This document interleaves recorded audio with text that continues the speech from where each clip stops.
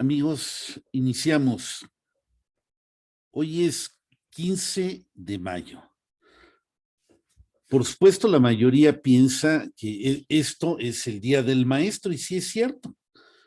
En un día como hoy recordamos a todos los maestros y, por cierto, aprovecho para felicitar a todos los que en 15 de mayo de alguna manera enseñan o estén ligados a esta hermosa profesión.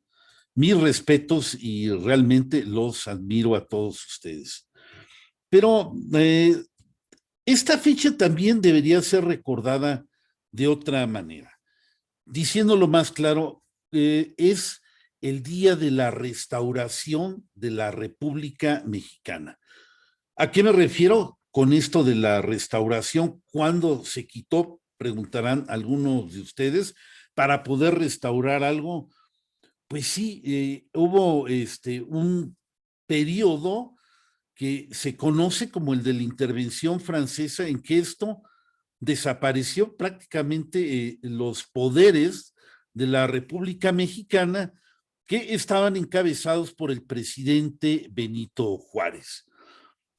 Hablar de toda esta gesta que va desde 1861 a 1867 no viene al caso, pero ¿cómo se termina? Sabemos, vamos a hacer un poco de retrospectiva, que en estos tiempos de la intervención francesa, eh, Juárez tuvo que huir.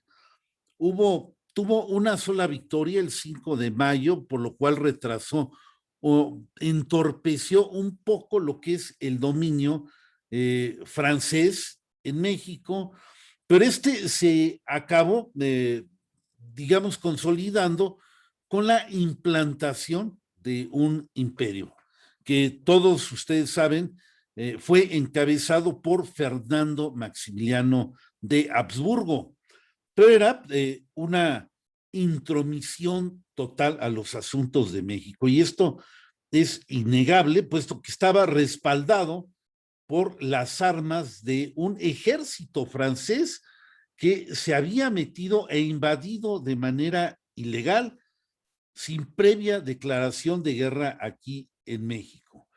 Eh, También hablar sobre cómo, si fue buena o mala, los 3 años que dura este imperio de Fernando Maximiliano de Habsburgo, no es el motivo de esta presentación, sino solamente acordarnos de qué pasó ese 15 de mayo de 1867, cómo se restauró la República, y explicar por qué de alguna forma no es reconocido como una fiesta patria, o no tiene la mención, por ejemplo. Definitivamente es más importante que un 5 de mayo, puesto que sí, la victoria ante el ejército francés es valiosa, pero ya la restauración es algo definitivo, es algo concreto que terminó precisamente con el regreso del ejercicio de la República a nuestro país. Y sin embargo, vemos que el 5 de mayo es mucho más recordado que el 15 de mayo de 1867. Y es que tuvo un pero. Pero vamos a hacer también otra retrospectiva, a qué me estoy refiriendo. Ya en los últimos momentos de vida de este imperio mexicano, encabezado por Fernando Maximiliano de Habsburgo, se tuvo que guarnecer en Querétaro para defenderse, puesto que obviamente las tropas francesas ya se habían ido. eh, el emperador Napoleón III había retirado el apoyo que le tenía Fernando Maximiliano de Habsburgo, y Maximiliano quiso morir, bueno, ya con pues su propósito de estar en México, no se resignó y dijo: vamos a hacer un ejército mexicano. Y bueno, este ejército mexicano de Maximiliano de Habsburgo es el que resiste precisamente ese final, cuando ya Benito Juárez por fin está, ahora sí que de la defensiva, pasa a la contraofensiva y pues la última carta se va a jugar en la ciudad de Querétaro, en un sitio, en lo que se conoce el sitio de Querétaro, y es ahí donde se definió todo. Bueno, ¿cómo termina este sitio? ¿Qué pasó? ¿Y qué estaba ocurriendo? Las acciones del sitio de Querétaro, que tampoco son para detallar en este momento, fueron de constantes victorias y derrotas, tanto de un bando como otro, pero cada vez y cada día que pasaba, puesto que ya se estaban acercando a prácticamente 3 meses de este sitio, la situación de Maximiliano era cada vez más desesperada y de alguna manera había que romperlo.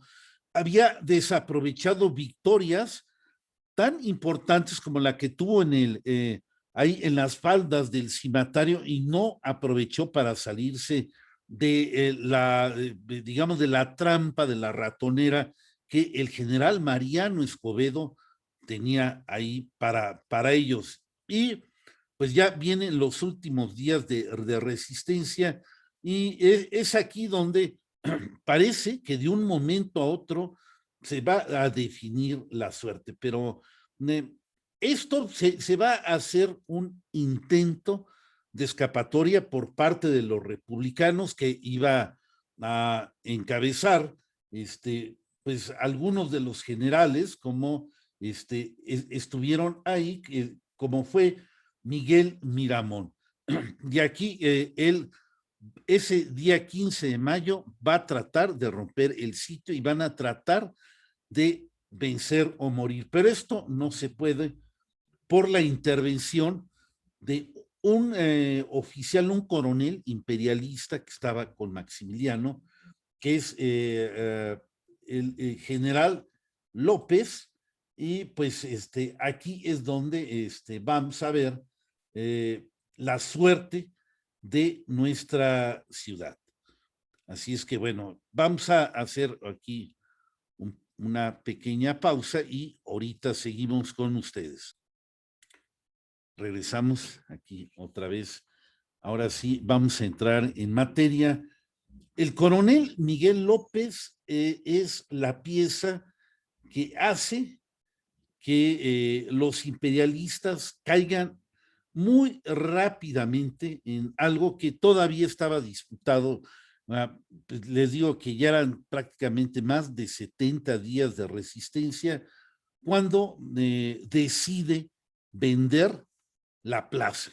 No sabemos si por motivos humanitarios, probablemente hubo, no lo sabemos también a ciencia cierta, alguna petición del emperador Maximiliano para tratar de negociar una salida. En realidad no lo sabemos. Y bueno, aquí voy a compartir ahora sí pantalla para ir a esta explicación, hablar un poquito de lo que ocurrió este 15 de mayo y que pues ustedes más o menos vean qué fue lo que pasó. Y aquí está. Y estamos, sí, vamos a poner, muy bien, a ponerlo aquí en modo, ahora sí, de presentación, tal cual debe de ser. Y aquí, esto que vamos a ver a nuestra primera lámina, lo que yo intitulo La traición de Querétaro, ese título, porque para mí tiene todos los ingredientes de que fue una traición, aunque haya habido alguna iniciativa del emperador Maximiliano, desde mi punto de vista personal, esto fue así. Aquí vemos en la lámina al coronel Miguel López y un momento de batalla que hay ahí. Entonces vamos aquí a la siguiente lámina. Este fue un dibujo pues que circuló mucho en esos tiempos, sobre todo en los adictos al imperio, en que les dio por satanizar la figura del coronel Miguel López, que realmente, créanme, se volvió bastante controvertida. Entonces, aquí se ve la diosa de la justicia y bueno, alguien que está escuchando los consejos. Aquí vienen las tropas que están invadiendo. Este es Miguel López, el que está entregando, digamos, lo que es el búnker de Maximiliano que estaba en la cruz. Es una, vamos a, digamos que aquí este fue un dibujo muy famoso en ese tiempo. Vamos a continuar. Como les decía, la situación era desesperada ahí en Querétaro. Ya Miramón proyectaba una salida y esto iba a ser precisamente el 15 de mayo. El emperador le había encargado expresamente a Miguel Miramón, que era la única persona que podía confiar para hacer tal proyecto. Si no salían en ese momento, definitivamente ya la suerte estaba echada. Ya habían desaprovechado sobre todo una ocasión brillante, y esto fue el 27 de abril en la batalla del Cimatario. También los generales Ramón Méndez y Tomás Mejía, pues de repente sintieron que era muy pronto para hacer digamos, el movimiento, y pidieron, y aquí está el problema, que se retrasara esto durante 24 horas. Y es aquí en donde no sabemos cómo, pero hay la constancia de que el coronel Miguel López hace unas visitas, a ver, aquí a lo que es aquí con Escobedo, que estaba esto en la fábrica de la Purísima, también yendo rumbo a Hércules, ¿sí? Y esta era la forma en que estaba, que fue un edificio marista después, y aquí se hacían algunos eventos de graduaciones en tiempos posteriores, y bueno, así lucía esta fábrica en 1867 y era el cuartel de Mariano Escobedo. Bueno, hay constancias y hay de que el coronel Miguel López se entrevista los días 14 y 15 de mayo, 2 veces en la Purísima, donde sabemos que se pacta la entrega de la plaza. Esto es algo incuestionable. Entonces, ahí dicen, bueno, ¿y qué pactaron? ¿Qué se hizo? ¿Qué negociaron? Bien, podemos decir que, ¿qué le interesaba? Hay que ver cuáles eran los intereses. Hay probablemente alguna sugerencia, también no lo dudo, de Maximiliano de ver si mediante ahora sí que la entrega de la plaza se le pudiera dejar escapar. Esto es probable que haya sucedido más, realmente no hay constancia, pero si a Escobedo le interesaba que se entregara la plaza, y como no era un general también, digamos, sangriento, sino por la paz era mejor, y entonces accede a hablar con Miguel López. Ya se habían intentado 3 intentos, por ejemplo, de tomar la ciudad a como dé lugar. O sea que Escobedo había hecho 3 ataques para tomar de una vez por todas Querétaro. Y esto fue el 14 y el 24 de marzo. Todavía el 5 de mayo se hizo el último intento y fracasaron. Y miren que el 5 de mayo ya querían hacer una celebración de la victoria de Puebla, pero no pudieron. Fueron detenidos y entonces por eso era de su interés, pues, para no derramar tanto sangre del enemigo como de ellos mismos. Bueno, esta entrega estaba pactada. Ya, el día 27 de abril, que se rompió el sitio por parte de los imperialistas, fue desaprovechado de manera lamentable. Y aquí digo, López, insisto, probablemente tenía un encargo del emperador, pero para mí abusó de su posición. No creo que el mismo coronel López también se haya ido de motu propio a ver a Mariano Escobedo. Tuvo que haber habido una consigna, pero no sabemos cómo es. Y ya vamos a ver que con los hechos, si la hubo, abusó de ella de manera amplia, máxima. ¿Y por qué era importante Miguel López? Porque él era jefe máximo del cuartel de la Cruz, y entonces todas las tropas que estaban en el cuartel de la Cruz, donde se resguardecía Maximiliano, pues estaban a las órdenes de él. Podía mover, quitar soldados, lo que fuera.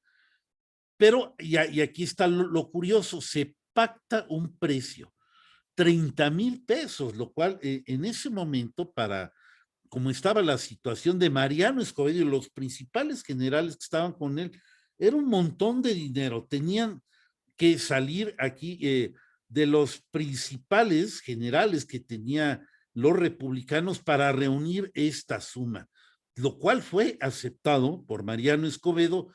Y yo francamente no creo que haya esto sido una indicación de Maximiliano. Esto ya fue al ver que, yo creo que Escobedo lo dice en sus memorias, en ningún momento aceptaba dejar salir al emperador, puesto que hubiera contravenido las órdenes de Benito Juárez. Entonces, al haber fracasado, digamos, la situación o lo que le interesa especialmente a Maximiliano, bueno, pues dice, no, pues entonces no hay otra más que yo saque provecho de lo que estoy haciendo, y pide 30,000 pesos, y dice que de todas maneras va a entregar la plaza, por supuesto.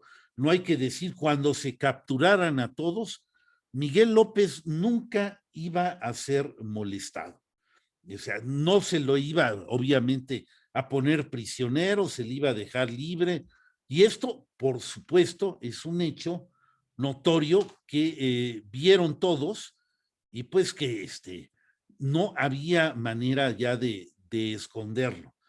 Y es así que procede el plan, y entonces Mariano Escobedo decide poner algunos acompañantes para, pues, tomar ahora sí, de manera escondidas, estos generales. Algunos ayudaron incluso con dinero para reunir lo que pedía el coronel Miguel López. ¿Quiénes eran estos acompañantes que iban con el coronel Miguel López para tomar la plaza a traición?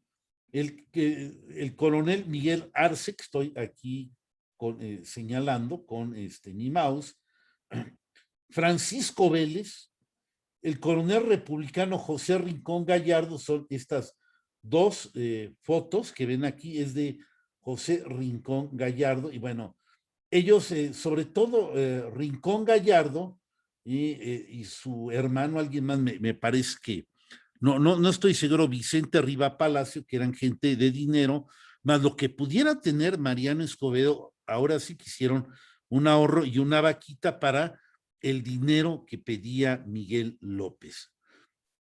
Había otro personaje que Miguel López, pues, había escogido y que estaba en el plan para poder llevarlo a cabo. Y esta persona era el Jablonski. Era el único cómplice que López tuvo, y que pues estaba dentro del convento para poder llevar al cabo la entrega del mismo edificio. Entonces, aquí está la fotografía de él, está muy curiosa, pero seguramente estaba vestido de militar y entonces, bueno, él facilita la situación. También sabemos, por ejemplo, hay en las memorias de Alberto Hans, explica claramente cómo fueron moviendo la gente, los soldados que estaban ahí en la cruz, para despejar el camino por donde iba a llegar los ejércitos de asalto ahí al convento. Entonces, bueno, ese es, digamos, el cómplice que había. Entonces, vamos aquí a seguir también, aquí los republicanos, aquí se ve la parte donde entraron, todavía está actualmente este hueco por donde entraron las tropas republicanas al interior del convento. Esta es una barda del convento. Aquí, obviamente, esto no vayan a pensar que es una fotografía del sitio, sino son ejercicios militares que están haciendo ahí en un festejo del 15 de mayo. Entonces, yo nada más aquí puse esta foto para poder pues ver cómo era, ¿no? Está bien, y entonces empieza a proceder todo. Los republicanos de repente ya están en el convento y obviamente uno a uno, fíjense, uno a uno, el coronel Miguel López va desarmando soldados que piden que entreguen sus fusiles y se van poniendo de prisioneros y así poco a poco van tomando el convento hasta que hay un plan precisamente que se dé la oportunidad a Maximiliano de escapar, situación que acepta Mariano Escobedo. ¿Cómo, cómo fue esto? Uh, López, bueno, pide a el príncipe de Salm que avisar al emperador de que han sido de que el convento ha sido tomado y que ellos tienen que escapar. Incluso al momento de salir del convento, iban el doctor, bueno, iba Salm, iba el doctor Samuel Bach, iba Di Blasio y Maximiliano, fueron detenidos antes de salir del convento, pero alguien dio la orden, déjenlos pasar, son paisanos. Esta fue una de las partes que logró Miguel López para ver si el emperador podía salvarse, lo cual era posible todavía en ese momento, que era lo que le interesaba precisamente a Miguel López, y aquí al menos sí vemos que lo trata de cumplir. Este es un plano, la reconstrucción de las celdas donde se encontraba ahí Maximiliano, es precisamente ven que aquí hay un pasillo, ¿sí? Y en la recámara número 4, digamos, ahí estaba el emperador y aquí arriba vemos una foto, ¿sí? Del escritorio que tenía Maximiliano.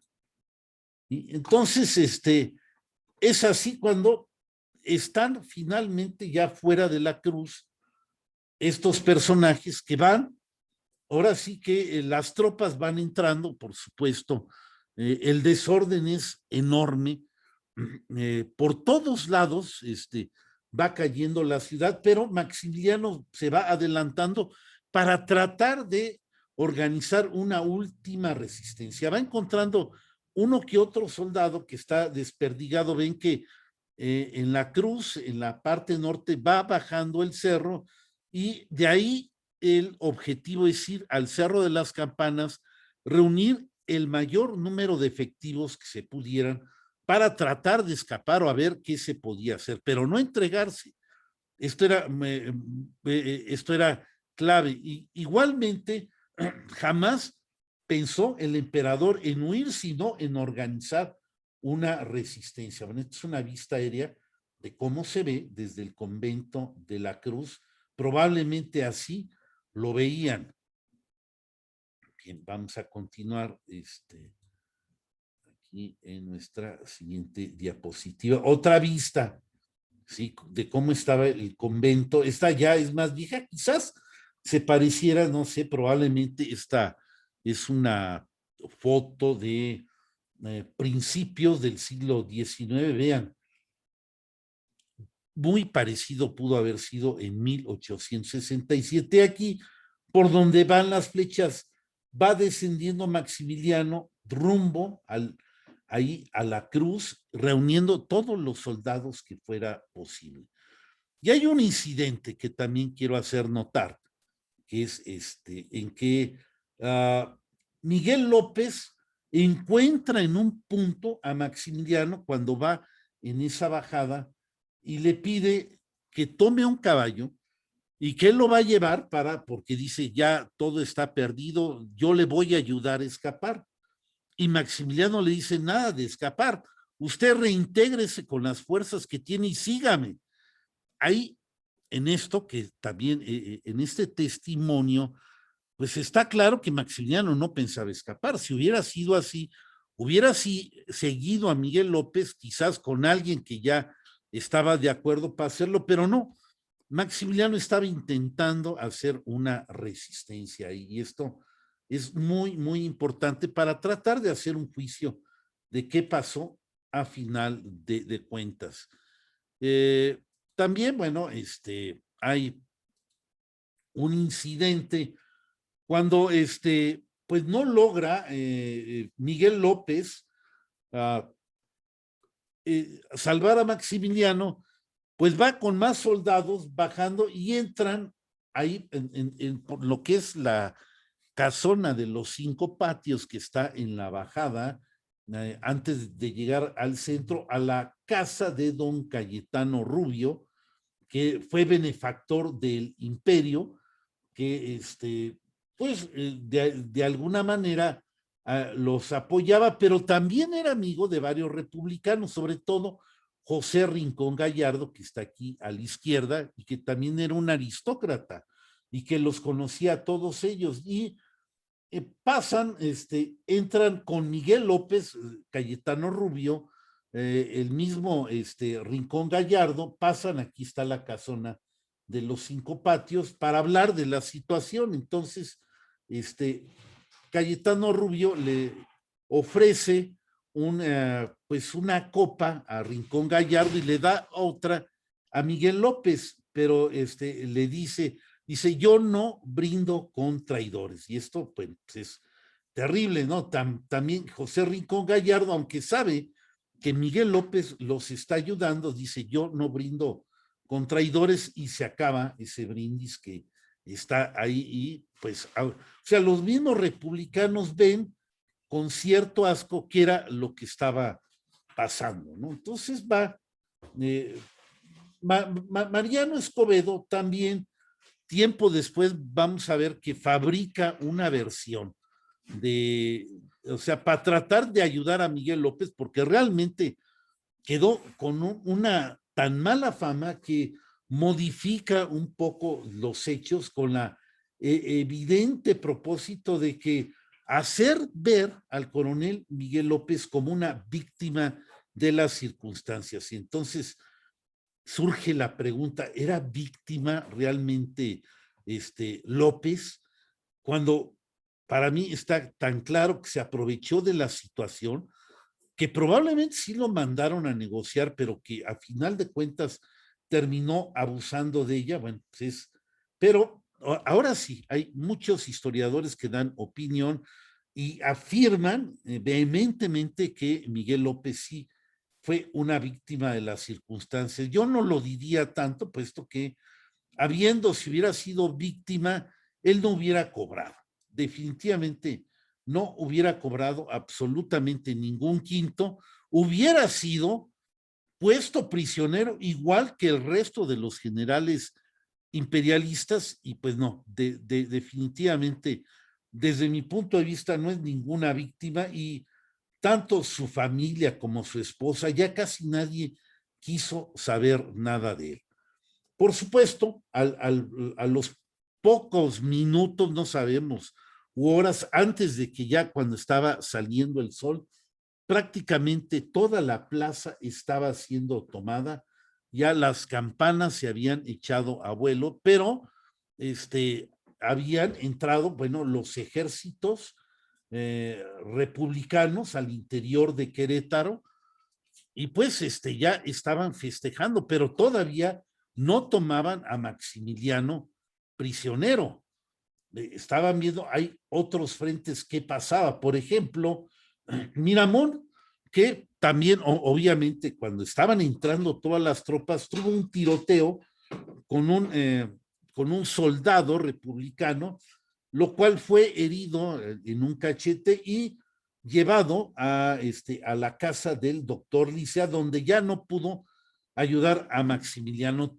Tomás Mejía sí logra reunirse con algunos soldados y es aquí donde se alcanza a hacer la única resistencia que sí se forma, no saben, 100 soldados, 150, que logran llegar al Cerro de las Campanas para resistir, digamos ya, a las tropas que se habían desbordado sobre la ciudad de Querétaro. Pronto llegan estas tropas y empiezan, aquí tenemos, bien, este es Tomás Mejía, aquí se ve, ahora sí cómo se veía Querétaro desde el Cerro de las Campanas, y ahí podían ver cómo se acercaban las tropas. Entonces esta es una foto de la última resistencia. Esta resistencia, pues no iba a durar mucho, ¿sí? A final de cuentas, el emperador le pregunta unas 3, 5 veces, no recuerdo, a Tomás Mejía si era posible escapar por algún lado, y con el catalejos veía Tomás Mejía si había algún huequito, algún lado, y dice, pues no, todos estamos rodeados, pero si se trata de morir, yo estoy dispuesto. Ya Maximiliano esto no lo veía conveniente, entonces decidió, a final de cuentas, entregar su espada y rendirse. Y aquí es donde en este momento en que Maximiliano entrega su espada a Mariano Escobedo, pues termina esta resistencia, termina el sitio de Querétaro y de alguna manera, pues de esta forma que a todas luces se supo que fue a causa de una traición facilitada por el coronel Miguel López y que acabó muy pronto. Eso sí, no hubo derramamiento de sangre, lo cual es digno de mencionar y pues de ahí no se puede quejar, pero ya cae Querétaro, pero no es una fiesta. Los republicanos decidieron que esto no era para hacer ninguna fiesta nacional y es así, bueno, pues como terminó esta resistencia y por eso el 15 de mayo pues es el Día del Maestro, nada más. Desgraciadamente, aunque también es el día de la restauración de la República Mexicana, puesto que aquí acaba la resistencia imperial, pues no, por esta manera que sucedieron los hechos, no es recordado así. Bien, amigos, pues yo agradezco que hayan estado aquí conmigo. Pues este es otro evento cultural de los que vamos a estar tratando de hacer con ustedes aquí todavía en los tiempos de la pandemia y vamos a seguir, ya hicimos uno de Teotihuacán, vamos a sacar la segunda parte de lo que es Teotihuacán y así irán saliendo más temas. Si tienen comentarios, ahí están la página de Ecos de la Antigüedad de Facebook y la de participantes activos.